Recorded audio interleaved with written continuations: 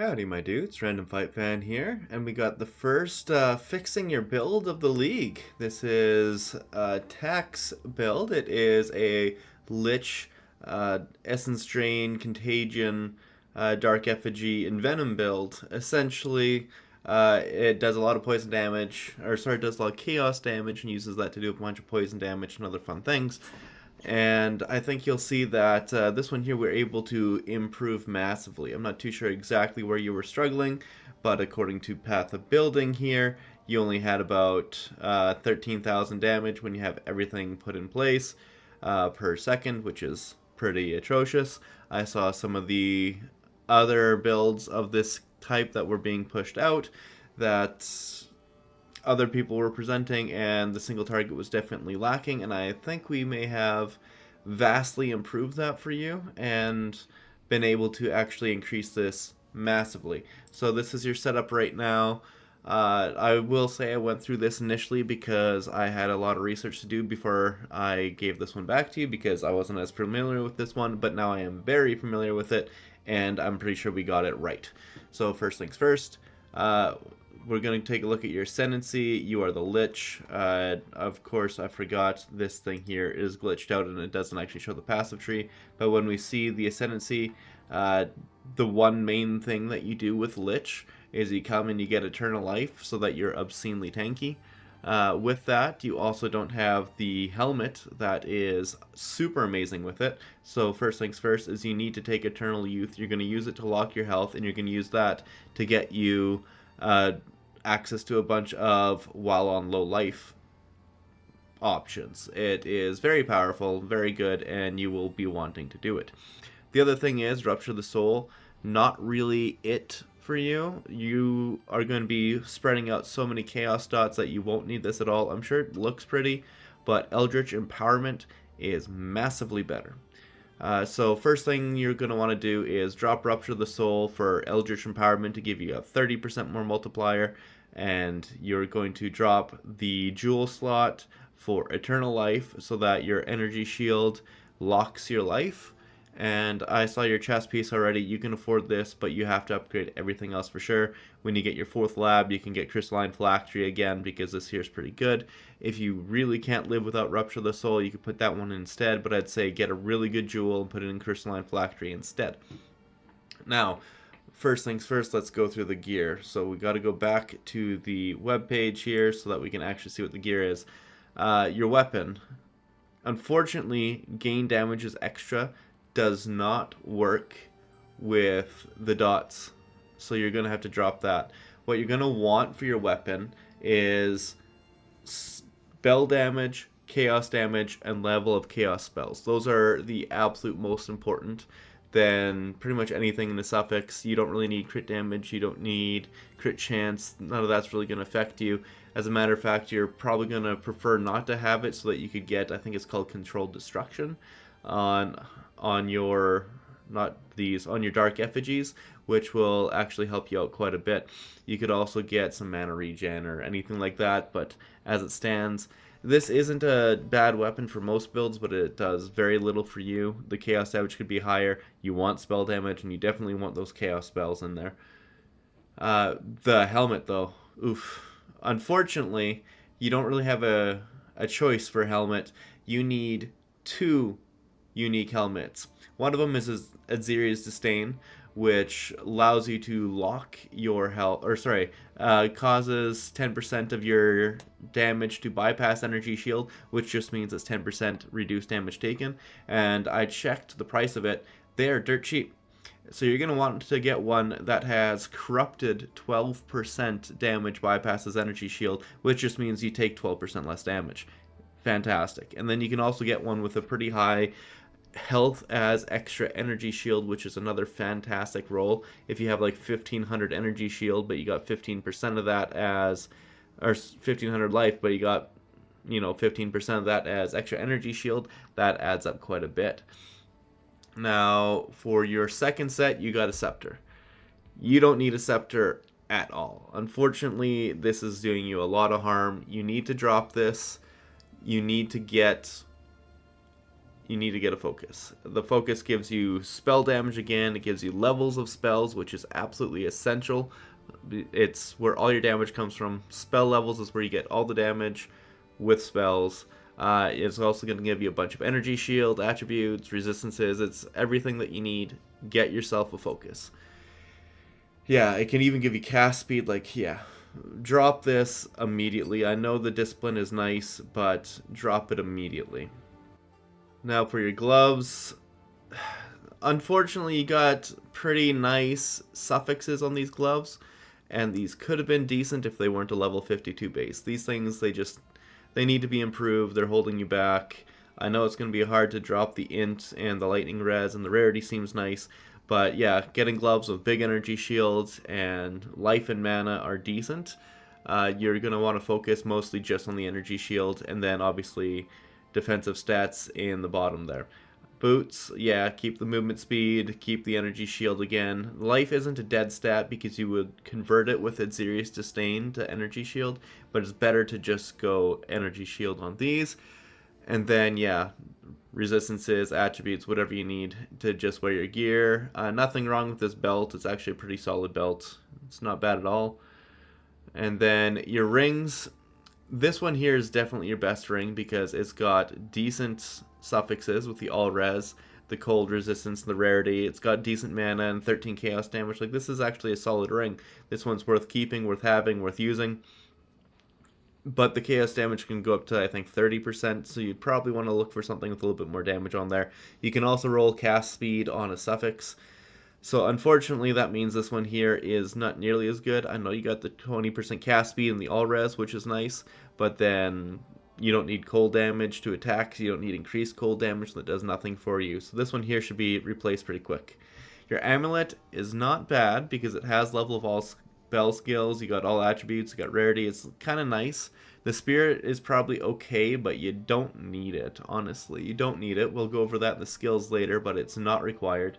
You're going to want something with big maximum energy shield and big flat to energy shield because that's going to massively increase your defenses all over the place because you want to stack as much of it. People with this build are getting 20,000 energy shield and you're currently sitting at 7,000. So you have a long ways to go. But this here is not bad. It's probably your best item so far other than your chest piece. Your chest piece is actually pretty good. I don't know why it's saying 753 in Path of Building. It said 800 and something. But yeah, if this is 753, then you'd want to upgrade it to something a lot higher. It can go up to the 8s and 900s pretty easily.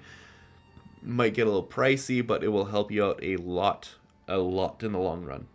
And now you also have the Melting Maelstrom Flask. Fantastic. These things are beautiful.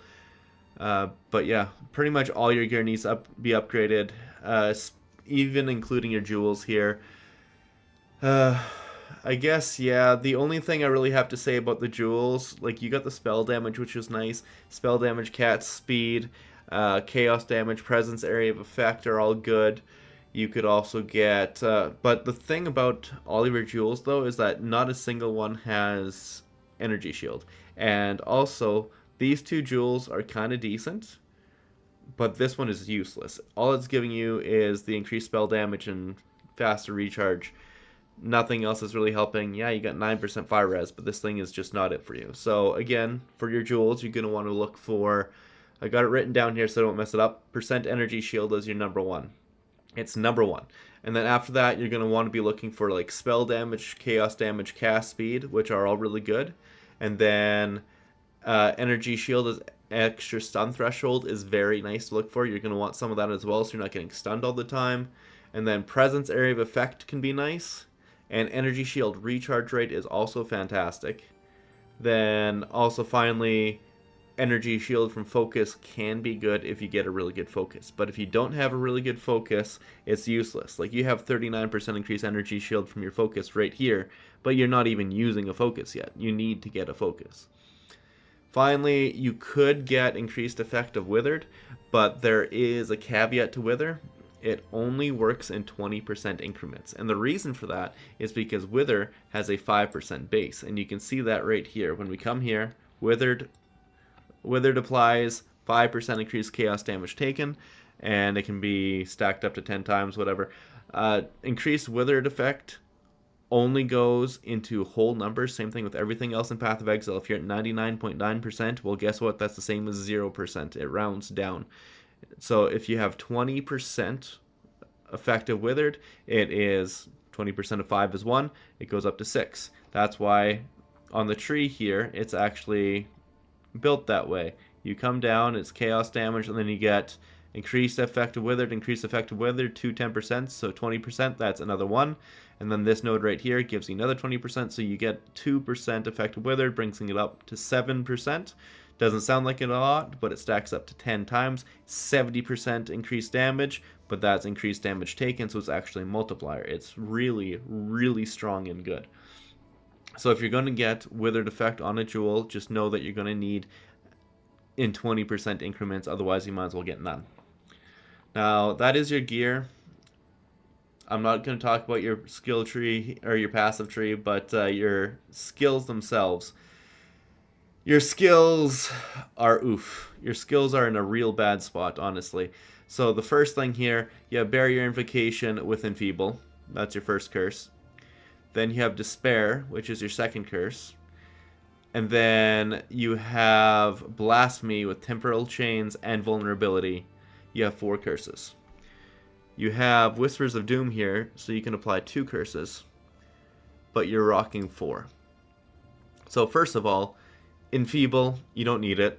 Also, Barrier Invocation, you don't need it. The reason why you don't need Barrier Invocation is because it only gains charges when hit by an enemy. You gain 1 energy for 10 energy shield lost.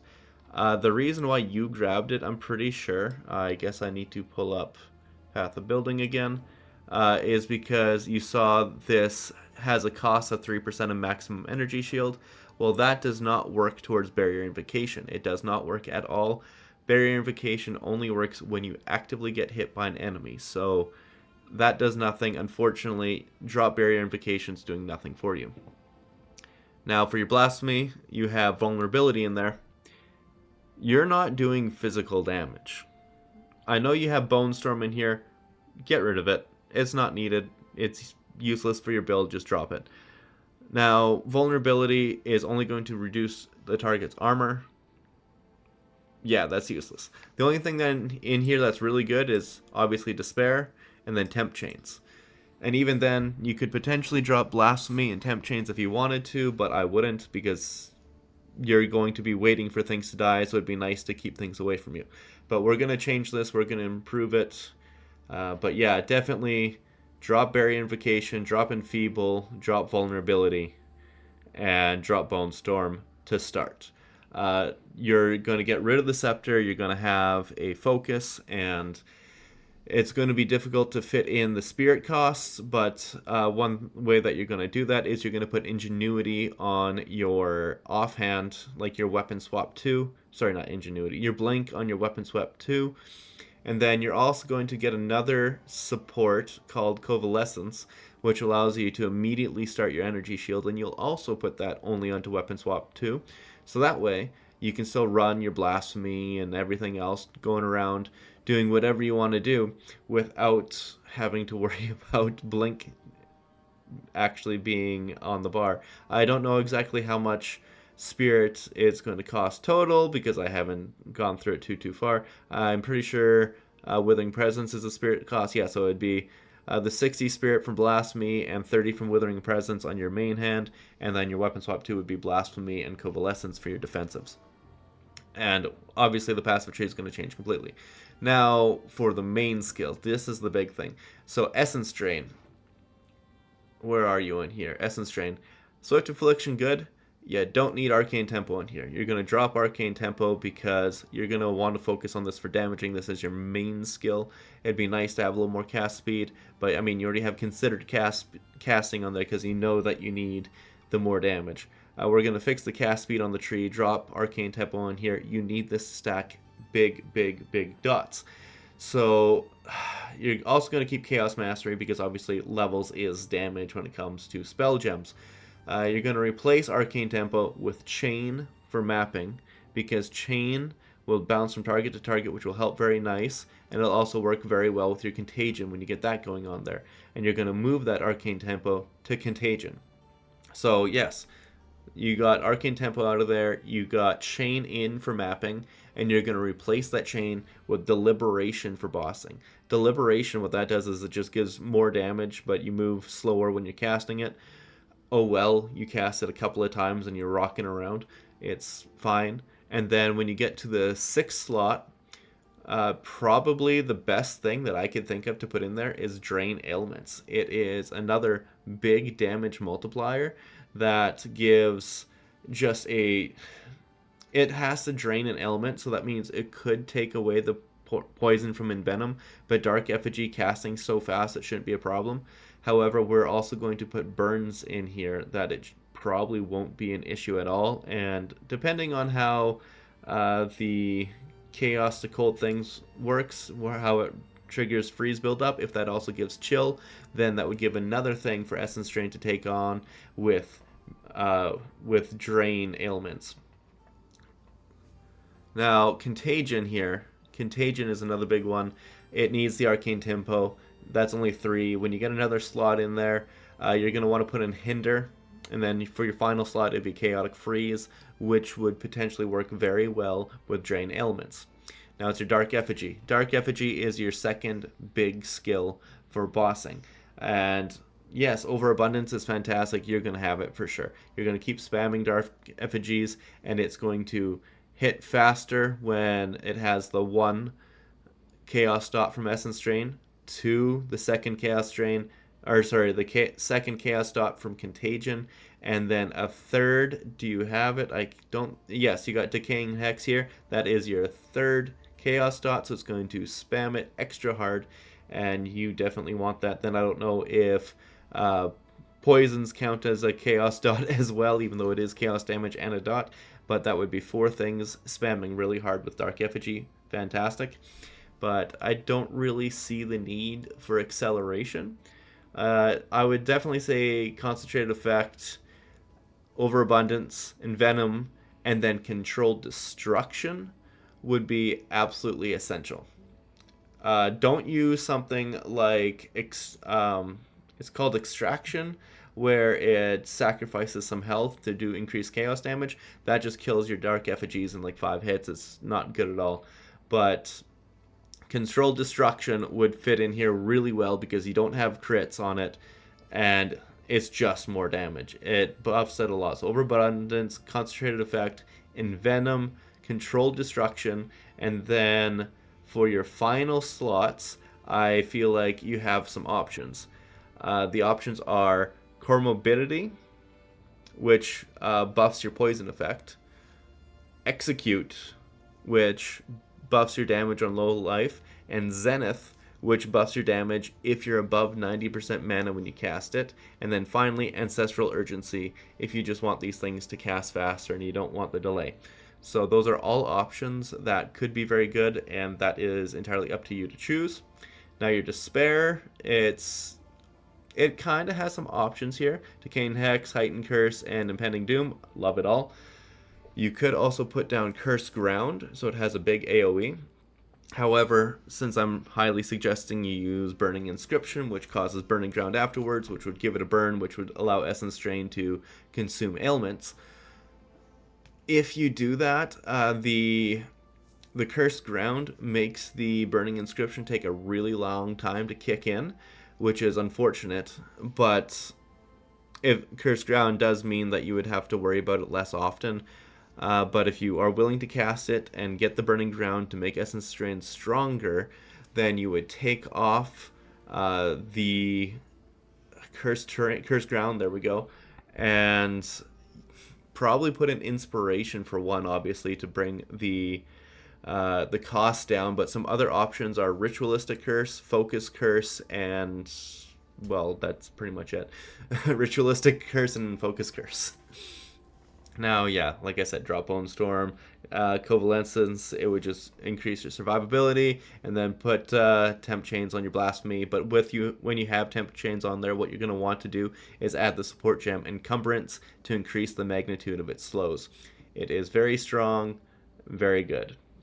And then, yeah, I am not even going to go over the passive tree because it was very scuffed. It is unfortunately missing quite a few things. It has a little bit of problems, and to go through this would be a lot of time, but I found one that is actually very good from a Twitch person called Dead Rabbit, that he went in and he actually put together a very nice one that uses the weapon swaps to actually increase the magnitude of effects and also gives you increased debuffs and slows. So I'm pretty sure this works with obviously weapon sweat 1, so it's wanting you to have burning enemies, which would work very well with burning ground, which again is burning inscription, and that would make enemies explode small chance for a tenth of their life as fire damage, increases area of effect, increases skill duration. All these things on the main weapon set gives you mana regen, and then on your other weapon set, whichever weapon set it is, I don't know which one's which, but one's, I guess, red is 1 and green is 2. So this is the offhand, the switches for like probably your curses or whatever it's having casting in there with the blinks. This is just for you to look into a little bit more. But yeah, it works really well with the totems on your weapon set 1. It gives you all the extra chaos damage that you would need. And then the weapon set 2 is for like the freezes and just everything nice that way. But yeah, this should help you out immensely. There was definitely a lot to go through on your tree, a lot to go through in your skills, and a lot to go through in your gear. If you make those swaps, especially getting at Zeri's Disdain, this is no question. You need this helmet. Without it, you are just losing out on massive amounts of survivability, and yeah, you need to get it. Yeah.